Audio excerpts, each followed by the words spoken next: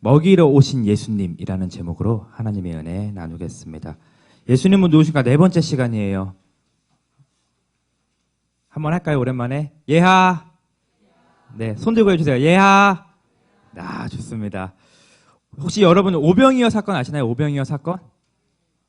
오병이어 사건은 예수님께서 보리떡 5개와 떡 5개랑 물고기 2마리로 5,000명을 먹이신 사건이에요. 여러분 초등학교 때 들었죠, 이거? 네. 그 안다는 전제하에 진행을 할게요. 본문의 앞절인, 우리가 읽었던 그 본문의 앞절인 6장 초반부를 보시면 이 오병이어 사건을 기록하고 있어요. 요한복음에서는 이 오병이어 사건이 우리가 읽은 본문의 서론에 해당하는 부분이에요. 서론. 기승전결할 때 기승이 있죠. 기에 해당하는 정명이라는 거예요. 기. 생명의 떡이신 예수님의 배경이라는 거예요. 배경. 그 배경이 바로 오병이어 사건에 있다는 겁니다. 요즘에는 펭수가 셀럽이죠. 더 셀럽이 있나요? 펭수 말고? 네, 좀 알려줘. 누가 있나요? 펭수 말고의 셀럽.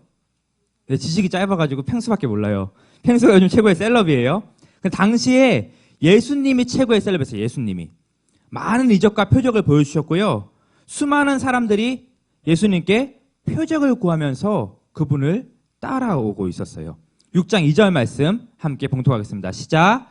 큰 무리가 따르니 이는 병자들에게 행하시는 표적을 보았음이로라. 성경에서는 이 큰 무리, 여기 있는 큰 무리가 장저만 5,000명쯤 되었다라고 얘기해요. 남자만 5,000명. 그러니까 최소 5,000명이 넘는 인원들이 지금 예수님께 오고 있는 거예요. 저기 앞에서 막 대군이 오고 있어요. 대군. 막 5,000명이 넘는 사람들이. 그때 예수님 무슨 생각하셨을까요? 여러분이랑 어떻게 생각하겠어요? 이렇게 앞에서 갑자기 여러분들을 보러 5,000명이 이렇게 오고 있어요. 어떤 생각이 들겠어요? 요즘 같은 시대는 좀 무서울 것 같아요. 요즘 이렇게 5,000명이 이렇게 온다고 하면 좀 무서울 것 같기도 한데, 저 사람들이 왜 오는 거지? 이런 생각 들지 않겠어요? 좌우간 그 5,000명이 예수님께 오고 있을 때 예수님은 이렇게 말씀하셨다는 거예요. 요한복음 6장 5절 말씀이에요. 제가 읽을게요.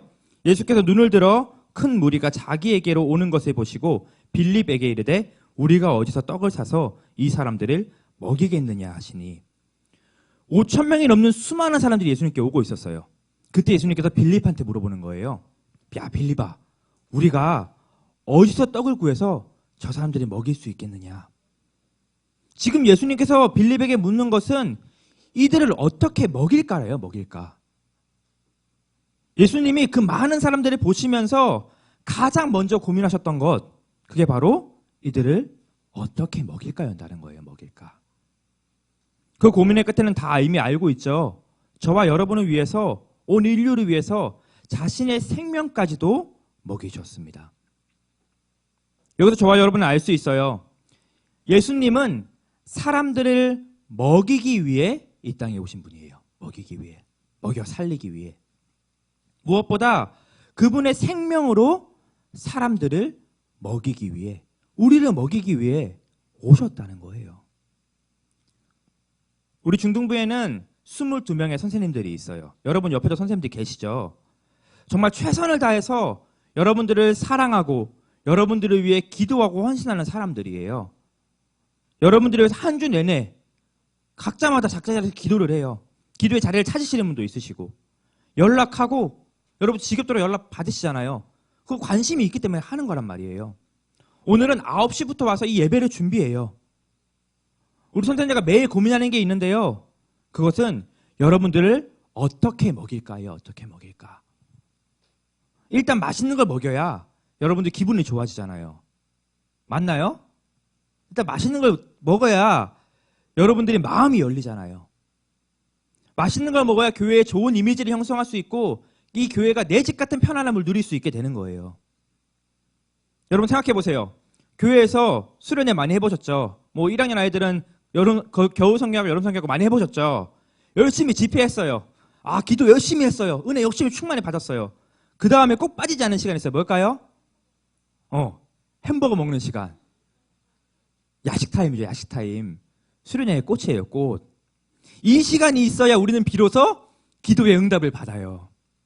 기도의 열매를 맺어요. 선생님들과 무엇을 먹일까? 그것 때문에 고민을 많이 하는 거예요. 무엇보다 영적으로 여러분들이 먹일 수 있는 방법들이 고민합니다. 때문에 전화도 하고 신방도 하고 예배도 점검하고 여러분들과 말씀도 나누고 매주 공유하고 있습니다. 우리 선생님들이 직장이 없으신 게 아니에요. 각자마다 하시는 일들이 있어요. 여러분들이 학원 다니듯이 공부하듯이 학교 다니듯이 우리 선생님들은 매일매일의 생업이 있다는 거예요. 생업.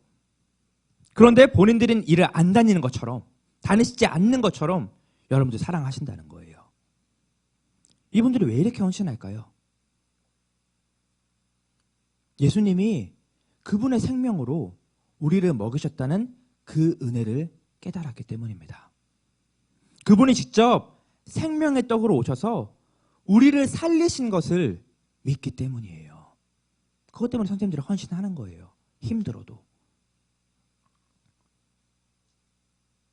한 선생님이 얘기를 들었어요. 일주일 내내 일해요. 아침 9시부터 밤 10시까지 일해요. 11시까지. 쉴 틈이 없어요. 그렇게 하고 토요일 날 오전에 또 일해요. 오후에 공부해요.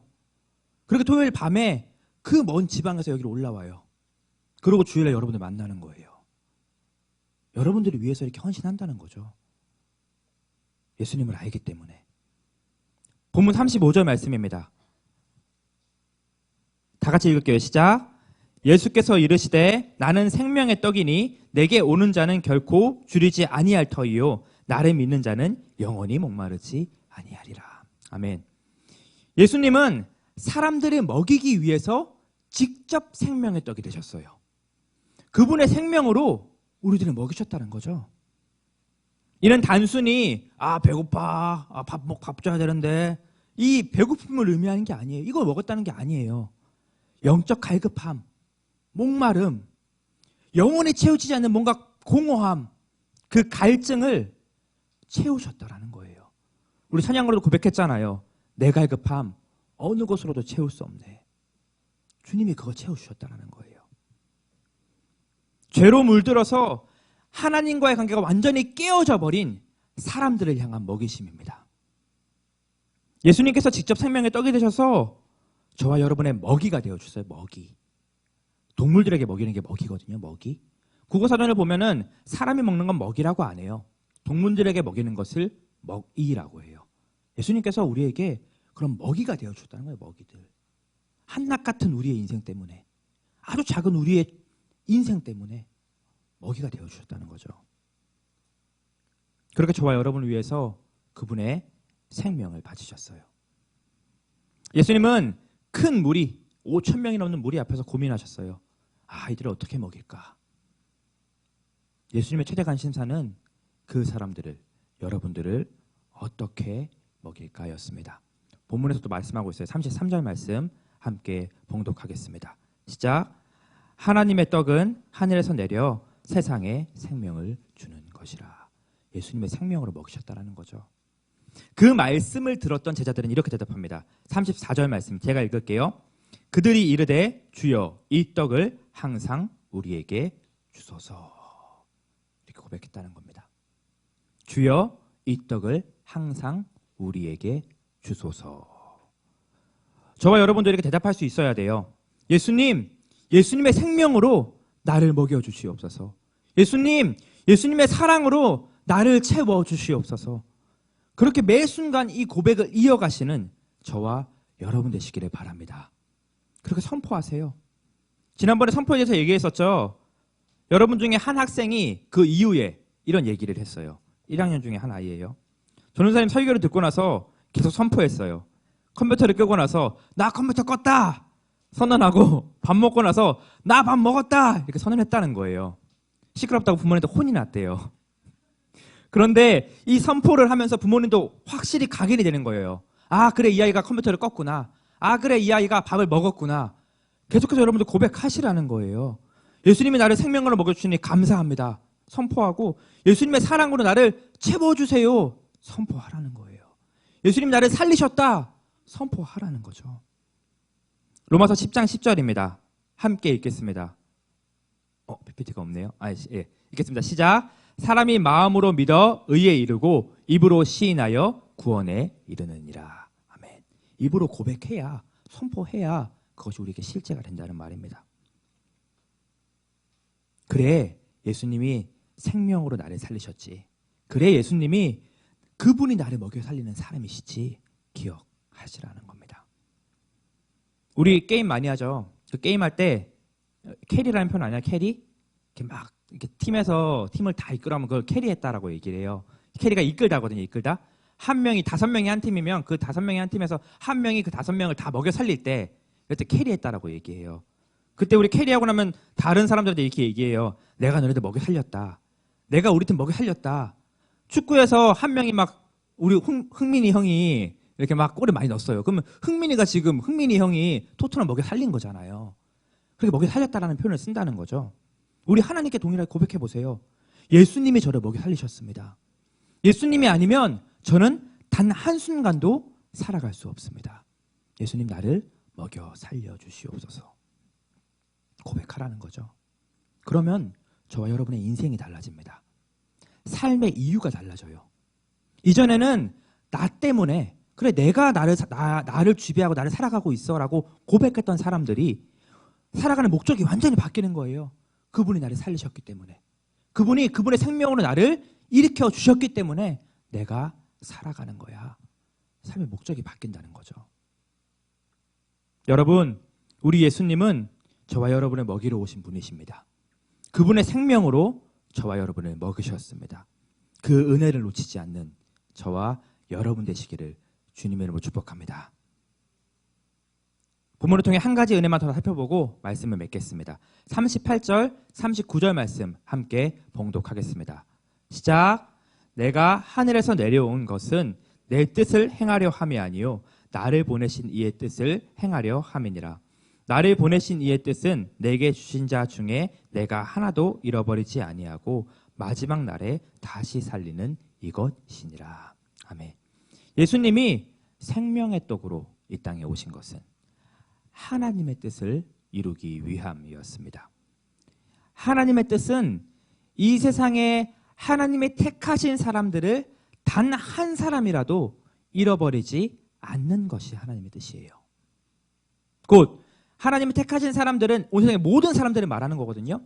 이 세상의 모든 사람들 한 명이라도 단 한 명이라도 잃어버리지 않는 것, 꼭 붙잡고 그분의 생명을 살리는 것, 이게 하나님의 뜻이었다는 거예요.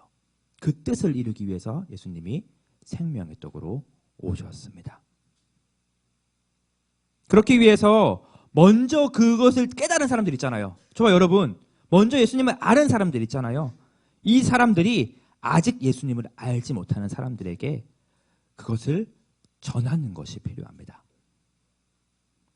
우리도 하나님의 뜻을 이루기 위해서 동참해야 된다는 거죠. 요한복음 6장 5절에서 예수님은 빌립에게 물으셨어요. 빌립아, 이들을 어떻게 먹일까? 동일하게 이 시간 예수님은 저와 여러분에게 물으시는 거예요. 진홍아, 예진아, 세빈아, 현아야, 내가 이들을 어떻게 먹일까? 우리는 대답할 수 있습니다. 예수님의 생명으로 나를 먼저 먹여주시옵소서. 예수님의 사랑으로 나를 먼저 채워주시옵소서. 그리고 내가 할 수만 있다면 예수님의 생명으로 다른 사람들도 먹일 수 있게 하여 주시옵소서. 내가 저들의 먹이가 되게 하여 주시옵소서. 내가 아직 예수님을 알지 못하는 사람들에게 예수님의 생명을 전하게 하시옵소서. 예수님을 보고도 믿지 못하는 사람들이 있을 수 있어요. 전에도 그 전하는 것 흥치뿡 이렇게 막 안 받는 사람도 있을 수 있어요. 그 사람들한테 포기하지 않고 계속 기도해야 된다는 거예요. 끝까지 그들을 붙잡아줘야 된다는 거죠. 그러면 그들이 여러분을 통해서 생명이 살아나고 예수님을 알게 되는 사건이 일어나게 됩니다. 이것을 기적이라고 해요. 기적. 여러분들은 저의 기도의 산물이에요. 저는 여러분들이 계속 여러분들 놓고 기도하고 있거든요. 여러분들 한 명 한 명을 위해서 매일매일 기도하고 있어요. 그래서 여러분들 볼 때마다 저는 너무 기뻐요. 기도의 산물들이니까. 막 여러분들 안 그럴지 몰라요. 전 여러분들 볼 때마다 막 감격스러워요. 여러분들도 여러분들의 기도의 산물을 만드셔야 합니다. 여러분들 한 명이라도, 옆에 있는 한 명이라도 이 사람들을 위해서 내가 기도하고 그 사람을 품고 그 사람이 예수님을 알게 될 수 있도록 기도의 산물을 만드셔야 된다는 거죠. 그래야 그들에게 관심을 가질 수 있고요. 그들의 생명이 여러분들을 통해서 살아나는 거예요. 우리 영상 하나 보고 오늘 설교 마치도록 하겠습니다. 불 꺼주세요. 볼륨 좀 확 키워주세요. 많이.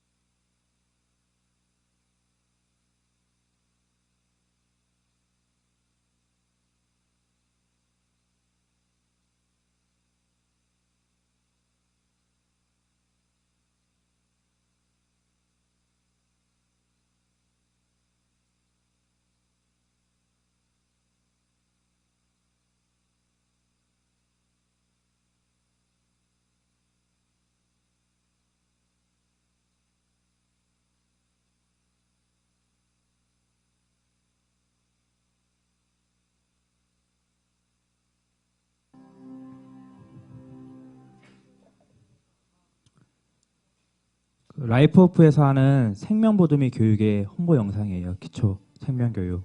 그래서 우리는 4월 정도에 이 생명교육 시작하려고 하거든요. 네. 그 생명교육 시작하려고 하거든요. 그거 홍보 영상이에요. 여러분들도 생명보듬이 될 수 있습니다. 근데 오늘 말씀에서 먼저 이것을 봐줄 수 있어요. 하나님은 이미 저와 여러분의 생명을 살리셨어요. 우리를 먹이러 오셨던 예수님을 통해서 우리에게 먹이를 주시러 자신의 몸까지 내어주셨던 생명의 떡이 되셨던 그분을 주심으로 저와 여러분을 살리셨어요. 이제 저와 여러분의 차례예요.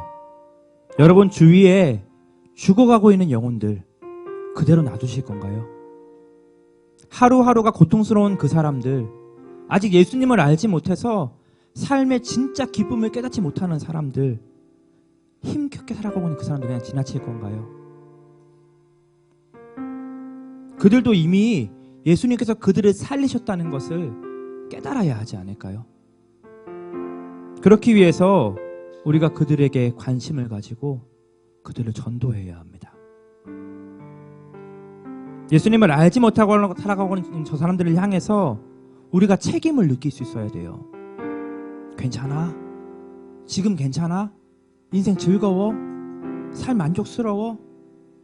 영원히 채우지 않는 뭔가 갈증이 있지 않아? 예수님으로만 그거 채울 수 있어. 그거 하나님께로 와야지만 채울 수 있는 거야. 같이 교회 가자. 같이 기도하자. 아니 교회 가지 않더라도 내가 널 위해서 기도할게. 계속 널 위해 기도하고 있을게. 사도 바울은 이 세상의 모든 사람들에게 내가 빚진 자다라고 얘기하고 있어요. 로마서 1장 14절 15절 말씀입니다. 헬라인이나 야만인이나 지혜 있는 자나 어리석은 자에게 다 내가 빚진 자라. 그러므로 나는 할 수 있는 대로 로마에 있는 너희에게도 복음을 전하기를 원하노라. 사도 바울은 이 로마에 가는 것이 자신의 목숨을 걸어야 되는 일이었어요. 당시에 로마는 핍박이 강했거든요. 사람 다 죽였어요. 기독교인이라면 다 불에 태워 죽였을 때란 말이에요. 그때 그 로마에 가서 너희에게도 복음을 전하기를 원하겠다. 이렇게 말했던 사람이 사도 바울이라는 거예요. 여러분, 이 세상에 아직 예수님을 알지 못하는 사람들이 여러분 주위에 있습니까? 그 사람들에게 복음을 전하는 것이 먼저 예수님을 깨달은 여러분들의 책임입니다. 여러분 이번 한 주간 살아가실 때 여러분 주위에 아직 예수님을 알지 못하는 그 사람들이 있다면 여러분들이 그 사람의 생명의 떡이 되어주세요. 여러분들이 그 사람의 먹이가 되어주시고 여러분들이 그 사람을 살릴 수 있는 생명이 되어주세요. 그렇게 전도해 보시기를 주님의 이름으로 축복합니다. 한마디 말이라도 건네보세요. 괜찮아. 즐거운 거야. 같이 기도하자. 그 여러분의 한마디가 아까 영상에서 봤죠? 죽어가는 사람을 살릴 수 있습니다. 예수님이 우리의 먹이가 되어주셨듯이 우리도 누군가의 먹이로 살아가시는 저와 여러분 되시기를 주님의 이름으로 축복합니다. 우리 함께 찬양하시고 기도하겠습니다. 이 찬양의 가사가 조금 어려울 수 있는데요. 빚으신다라는 것은 만드신다라는 거고요. 마주한다라는 것은 만난다는 거예요. 주님과 나의 영혼이 마주한다라는 것은 내가 주님과 만난다라는 거예요. 고뇌라는 것은 여러분들의 삶의 어려움 속에서 막 고민하고 힘들어하고 있는 것을 고뇌라고 표현합니다. 함께 고백하시면서 오늘 말씀 기억하시면서 찬양하고 기도하는 시간 갖겠습니다.